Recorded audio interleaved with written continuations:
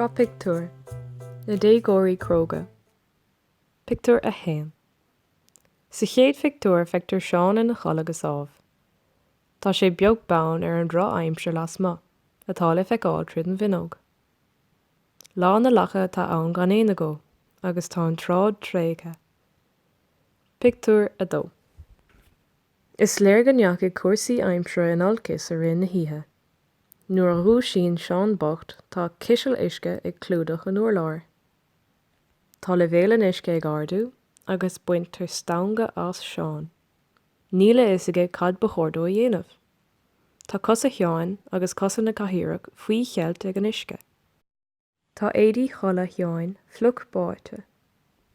Pictiúr a trí.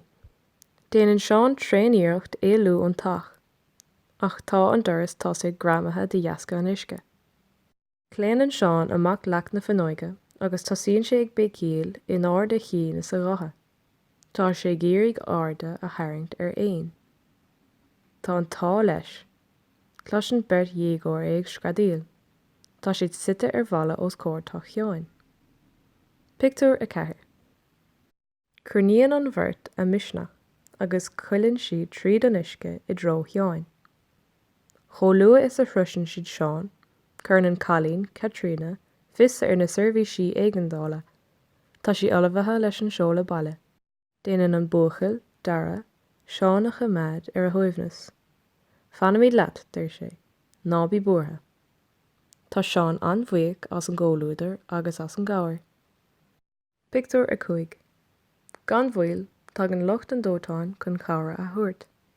Déanann siad tarrtháil tapa ar cheann, agus éalaíonn sé tríd an bhinóg le beagáinín cúnamh. Ar scá chéile a bharr na daoine, mar ar an seanachla. Tá festa sí uisce dhéanach ar an lucht éigeandála, ach tá Seán, Dara agus Caitríona a fluc go creiceann agus préachta leis an bhuacht. Tá le bhéal an uisce fós ag dul an airde. Is í an tuile is measa a tharla i mala cheáin le blianta beaga nús. Pictiúr a sé. I bheatach na súl, tá Seán slán sa bháide agus a reis sa leba.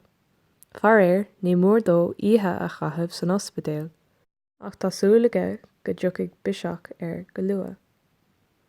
Fanann Caitríona agus Dara i dteannta cheáin an tamar fad. Tá faoise bhartha go bhfuil sé go bra, tá meann go gáire artha uilig. Gabhann Seán míle buíochas leo agus maiseann sé gur Déagóirí rí Cróga iad. Tá nára artha, agus geallann siad nach raibh fibre bit ag buint leis.